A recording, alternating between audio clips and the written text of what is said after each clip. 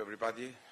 Dear President, dear Ursula, I welcome you today in Cyprus here at the Joint Rescue and Coordination Centre, a European Union Centre of Excellence, as a valuable partner and a true friend of Cyprus. Cyprus, our Union's most southeastern corner, stands as the lighthouse of the European Union in this important and challenging region. This is the unique perspective that Cyprus brings to the European Union. The Middle East is also Europe's neighbourhood, and it is a crucial one where Europe's role and leadership are required. Dear Ursula, your presence is a clear demonstration of this role and leadership. What happens in the Middle East concerns us directly as Europeans. The war across the sea from Cyprus is not a regional crisis of limited concern or impact. Spillover of the crisis will be even more catastrophic, with profound consequences for the region and beyond, and we have a responsibility to act.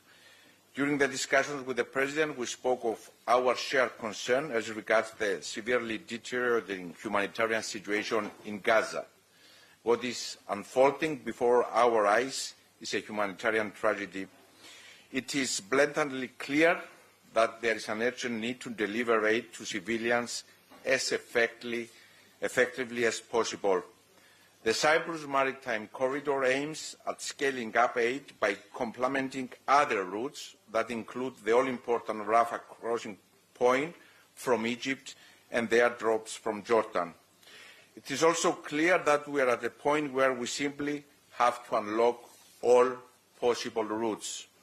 Since last October, our team has been working tirelessly on elaborating the one-way maritime corridor to Gaza, with Larnaca as its starting point. We did it for no other reason than our belief that, as a European Union member at the heart of the region, Cyprus bears a moral duty to do its utmost to assist in alleviating the humanitarian crisis, leveraging its role and excellent relations with all countries in the region. Ursula, Madam President, you were, and I remember this very well, you were a staunch, vocal supporter of the Cyprus Maritime Corridor from the very beginning. Thank you for your vision and your leadership. Cyprus is deeply appreciative of the full support by you personally, by the European Commission, as well as that of the United Arab Emirates, the United States, and other partners with whom we have been in intense consultations in the last weeks and months. At the same time, the UN Special Coordinator and her important mandate to coordinate, increase, and standardize the humanitarian assistance going into Gaza are also important elements in making the corridor a sustained, long-term maritime lifeline for the civilians in Gaza. Today, we stand united by a common vision to alleviate the humanitarian tragedy of the civilians in Gaza here at the Joint Rescue Coordination Centre, which constitutes an integral facility of the critical infrastructures in the Amalthea Plan.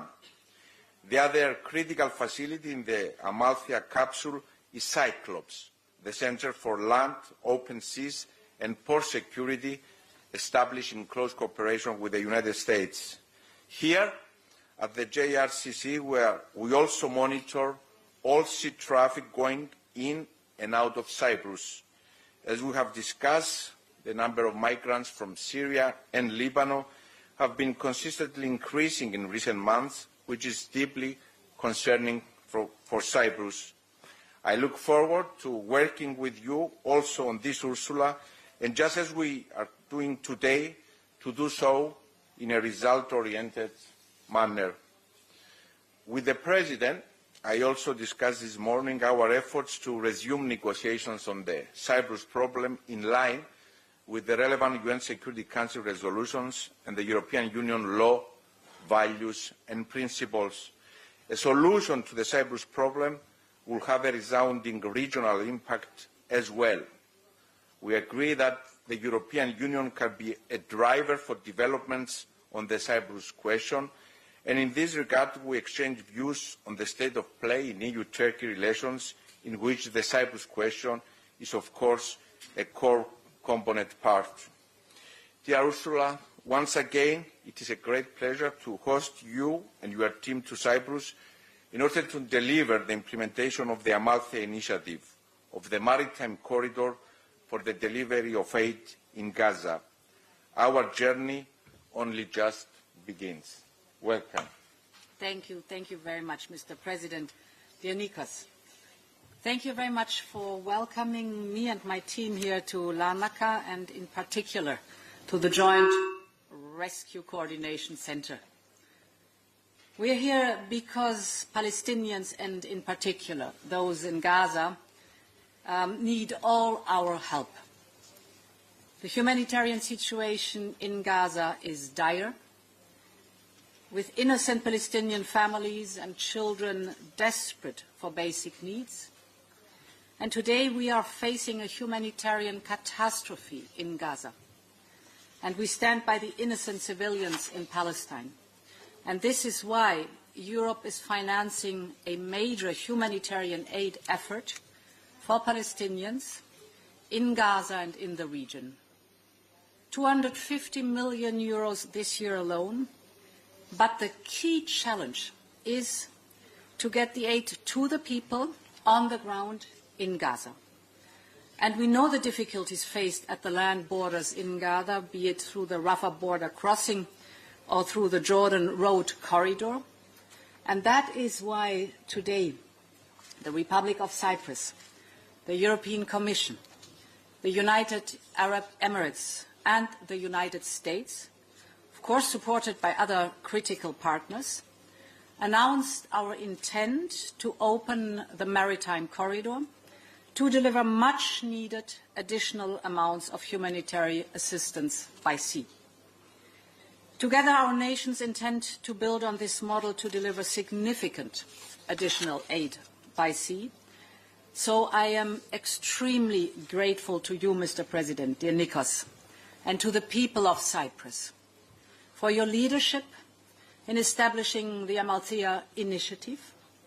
It was impressive to see and to visit the different sites, how it is evolving, supplementing the efforts to deliver significant additional aid. We are launching this Cyprus Maritime Corridor together. Cyprus, the European Union, the United Arab Emirates and the United States. And it is your relentless work to get this corridor up and running, despite all the challenges, and this is truly inspiring.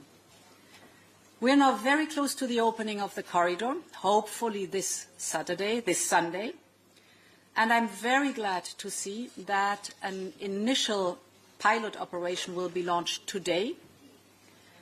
Thus, it is the partnership that started it today with the World Central Kitchen, whom I want to thank wholeheartedly for their tireless and so important work. Mr. President Nikos, Cyprus has always been a bridge between Europe and the Middle East. And thanks to the Amalthea Initiative, it is proving this historical role once again today. I welcome the leadership of President Nikos Christodoulides by serving as a mediator for all parties involved, and I would like to commend the particular effort of the President of the United Arab Emirates, Mohammed bin Zayed, to mobilize support to activate this corridor by securing the first of many shipments of goods to the people of North Gaza. And I call on all the actors who have a role to play here to help this corridor deliver on its potential. One thing is for sure, you can count on us. The Maritime Corridor can make a real difference in the plight of the Palestinian people. But in parallel, our efforts to provide assistance to Palestinians through all possible routes, of course, will continue. As part of our EU humanitarian air bridge operation, we have launched 41 flights carrying over 1,800 tons of aid.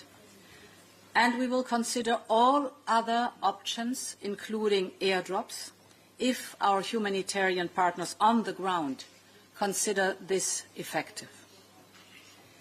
But our action does not stop there. We must also focus our attention, our efforts and outreach on preventing an ignition of violence across the whole region. I am in regular contact with President al-Sisi of Egypt and King Abdullah of Jordan. The situation in the Red Sea is particularly concerning, with maritime security deteriorating day after day and critical infrastructure damaged due to the repeated Houthi attacks.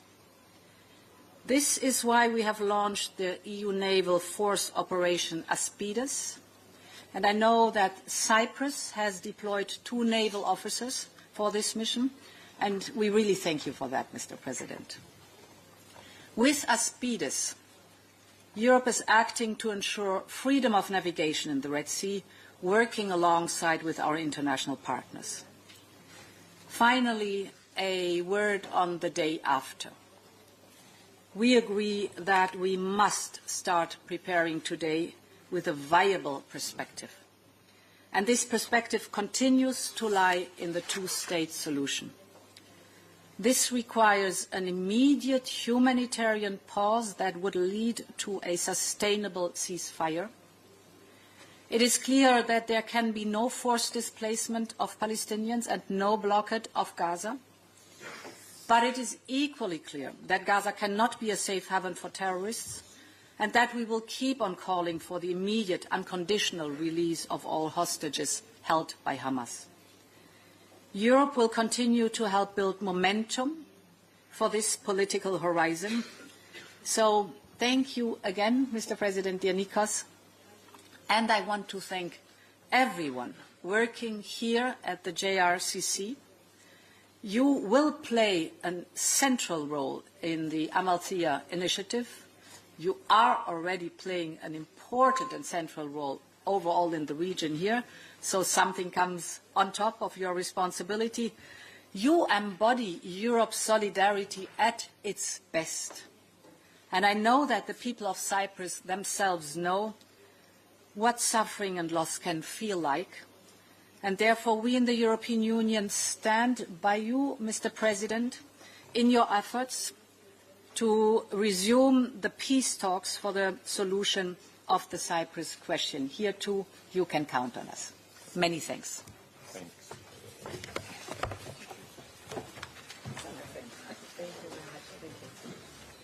We go this way? Yeah.